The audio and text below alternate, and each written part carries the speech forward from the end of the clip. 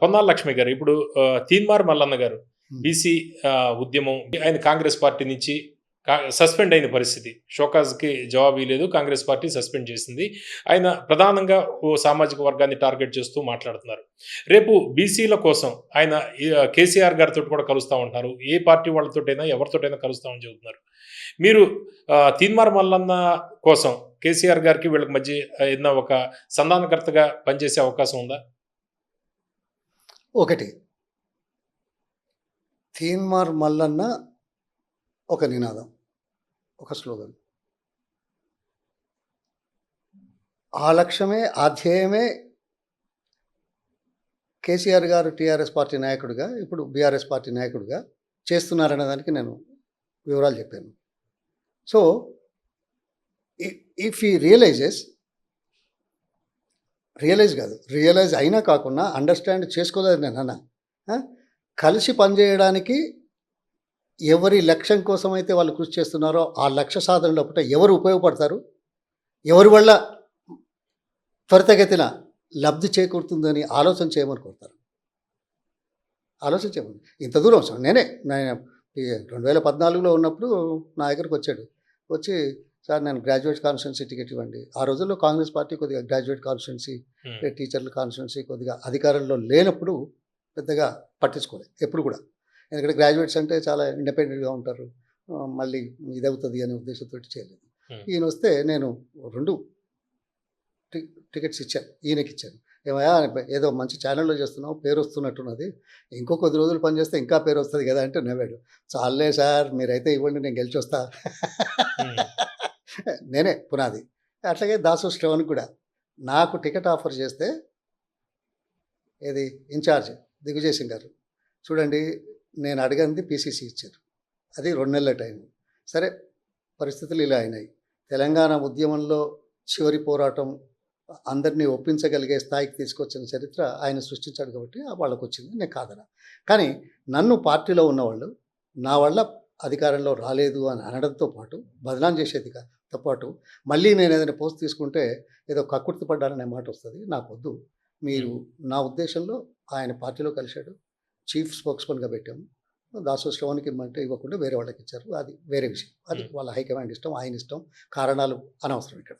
అంటే నేను ఆ దృష్టితో చేసిన వాడిని. ఎవరు? ఈయనే, ఆయనే, ఇద్దరు. సరే, ఇవాళ దాసు శ్రవణ్ ఈ పార్టీలో బహుశా మీ పార్టీలో డిక్లేర్డ్ ఎలక్టెడ్ అయిపోతుంది. It's matter of time. అది కూడా గవర్నర్ గారి రిజెక్షన్ తర్వాత ఇది ఒకటి ఉంది, అందుకోసం అయింది. అంటే నేను చెప్పేది ఏంటంటే, ఆ కోణంలో ఆలోచించి నిర్ణయం తీసుకోవాల్సిన వాడు తీన్మార్ మల్లన్న. లేదు అంటే తన స్వయంగా చేసుకోవాల్సి వస్తుంది. ఇప్పుడు నేను మీకు సలహా ఇచ్చినట్టు. అంతేనే కదా. అంటే బీసీల కోసం ఆయన ఒక పార్టీ పెడితే, ఒకవేళ, ఎందుకంటే అది కూడా కొంత స్పెక్యులేషన్ వస్తుంది, పార్టీ పెడితే మీలాంటి వాళ్ళు మద్దతు ఏ విధంగా ఉంటుంది? ఇప్పుడు చరిత్ర 1000 సంవత్సరాలు, స్వాతంత్రం కంటే ముందు రాజరిక పరిపాలన వచ్చింది. ఈ స్వాతంత్రం వచ్చిన ఇన్ని రోజులైనా ఇంకా ఉద్యమం చేసే పరిస్థితి ఉన్నది. అంతేనా? ఇప్పుడు జ్యోతిరావు పూలే ఎప్పటి నుంచి మొదలుపెట్టాడు, ఇంకా మనం మొదలెడుతున్నాం, ఇంకా చేస్తున్నాం. అంటే సమాజంలో ఆ మార్పు తొందరగా రావాలని మన తాపత్రయం, మన లక్ష్యం, మన జీవితంలో సాధించాలనేది ఉంటుంది ఎవరికైనా. అది వచ్చే అవకాశాన్ని చూసి ఏమైనా ఆలస్యమయ్యేట్టుంటే సామాజిక కోణంలో ఆల్టర్నేట్ మెథడ్ ఏంది అనేది బాగా ఆలోచించాలి. అంతే కదా. సో అవును, ఎవరైనా అంటారు కావాలి అని, కానీ ఆ యూనిటీ అంటే ఆ పరిస్థితులు కల్పించబడుతున్నాయా? ఇన్ని సంవత్సరాల్లో ఎవరయ్యారే?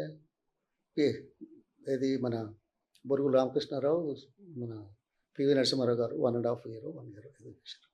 ఆ దామోదరం సంజీవయ్య అఖిల భారత కాంగ్రెస్ స్థాయిలో ఉండి ముఖ్యమంత్రిగా చేస్తే ఎన్ని రోజులు ఉండనిచ్చారు ఈ సమాజంలోని వ్యక్తులు? ఆ తర్వాత మిగతా వాళ్ళంతా ఎవరయ్యారు? మిగతా 2 కులాలే కదా. ఇది కాదనని నగ్న సత్యమే కదా. ఇవాళ కావాలంటాం, కానీ మొదలైతే పార్టిసిపేషన్ స్ట్రెంగ్తన్ కానివ్వండి. అధికారంలో ఉన్నవాళ్ళు ఈ వర్గాలను విస్మరించకుండా చేసే పని చేస్తూ చివరికి సాధించండి. వచ్చింది, యూపీలో వచ్చింది, మాట చెప్తున్నాను, చాలా రోజులు నిలబడ్డాను. ఆమె వచ్చింది మాయావతి కాంశీరామ్ తోటి. సరే మూడోసారి రాలేకపోతున్నారు. అంటే సమాజంలో ఇంకా ఈ పోరాటం సాగించాల్సిన అవసరం ఉంది. తెలంగాణ ఉద్యమం ఎప్పటి నుంచి? ఆంధ్రప్రదేశ్ రాష్ట్రం ఏర్పాటు కంటే ముందు నుంచి 1955లో నేను 5వ తరగతి విద్యార్థిగా అప్పుడు విశాలాంధ్ర అనే పదం ఉండేది. కమ్యూనిస్టులు తీసిన పదం. విశాలాంధ్ర వద్దు, తెలంగాణ వద్దు అనే నినాదంతో బడిగంటు కొట్టి బజార్లోకి వచ్చి ధారణాలు చేశాం. వచ్చిందా? 69లో ఉద్యమం జరిగింది. వచ్చిందా? అదేవిధంగా తర్వాత ఆంధ్ర ఉద్యమం వచ్చింది. తర్వాత మళ్ళీ వచ్చింది. 2001లో కేసీఆర్ గారు రావడం, అది ఉధృతం కావడం, ఒక్క ఓటు 2 రాష్ట్రాలన్న పార్టీ అదే బీజేపీ. ఆయన పాపం మచ్చలేని నాయకుడు వాజ్పేయి గారు. ఆయన సమయంలో 2 రాష్ట్రాలు ఇచ్చి తెలంగాణ ఇవ్వలేదు కదా. మరి తెలంగాణ రావడానికి సర్వశక్తులు ప్రాణత్యాగం చేయడానికి కృషి ఇది కాకుండా సమాజంలోని అన్ని వర్గాలను ఏకీకృతం చేసే దాంట్లో సఫలమైనది. ఇప్పుడు మన స్వాతంత్ర పోరాటం తీసుకున్నాం. ఎప్పుడు? అప్పటి నుంచి ఝాన్సీ లక్ష్మీబాయి నుంచి, తాంత్యాతోపు నుంచి ఎన్నో ఉద్యమాలు. ఉప్పు సత్యాగ్రహం ఉప్పు సత్యాగ్రహం అయింది. అయినా చివరికి 1933 తర్వాత అనుకుంటా గాంధీ గారు, పటేల్ గారు, నెహ్రూ గారు, సుభాష్ చంద్రబోస్ వీళ్ళు వచ్చిన తర్వాత ఆ పరిస్థితులు సృష్టించబడ్డాయి కాబట్టి బీజేపీ వాళ్ళు వెళ్ళిపోవాల్సి వచ్చింది. తీన్మార్ మల్లన్న పార్టీ పెడితే మీ సపోర్ట్ ఎలా ఉంటుంది? అంటే మీరు బీఆర్ఎస్ నుంచి వచ్చి తీన్మార్ మల్లన్న వెనకాల ఉండే అవకాశం ఉందా మీలాంటి వాళ్ళు? మీరు నేరుగా అడుగుతున్నారు. నేను ఆ పని చేయను. నాకు తెలుసు ఇప్పుడున్న పరిస్థితుల్లో ఈ బీఆర్ఎస్ పార్టీ ద్వారా మరింత మేలు జరిగే విధంగా చేస్తాం. మేము ఇప్పుడు మన లైఫ్ టైం ఏంటి, మనమేంటి, నేను కాదంటలేను. ఈ పోరాటం జరగాల్సిందే, ఉద్యమాలు జరగాల్సిందే. అది నాయకుల కళ్ళు విప్పించే పరిస్థితులు చేయాల్సిందే, తప్పదు. కానీ ఇంత తొందరగా చూసాం నిన్న ఎలక్షన్లో కూడా. మాట చెప్తున్నాను అంటే వాస్తవ పరిస్థితులు గమనించమంటాం. నేను ఎలక్షన్లో ఏమైంది? యూనిటీ వచ్చిందా? యూనిటీ రాదని మనం ఊరుకుందామా? కాదు కదా. కానీ యూనిటీ రాకపోయినా ప్రస్తుత పరిస్థితుల్లో గౌరవాన్ని పెంచే విధంగా, అవకాశాలు కల్పించే విధంగా, అందరూ ఇంకా ముందుకు వచ్చే విధంగా, ఆర్థిక స్థితిగతులు మెరుగుపరిచే విధంగా ముందుకెళ్ళినట్టయితే ఏనాడో ఓనాడో వచ్చేస్తుంది. రాలేదా యూపీలో? అంటే తీన్మార్ మల్లన్న బలపరిచిన అభ్యర్థులు గెలవకపోవడం ఒక ఉదాహరణ అంటారు. అదే వాస్తవాలు చూడాలి అంటున్నారు. అంతే కదా, వాస్తవాలు చూడాలి అంటున్నారు కదా.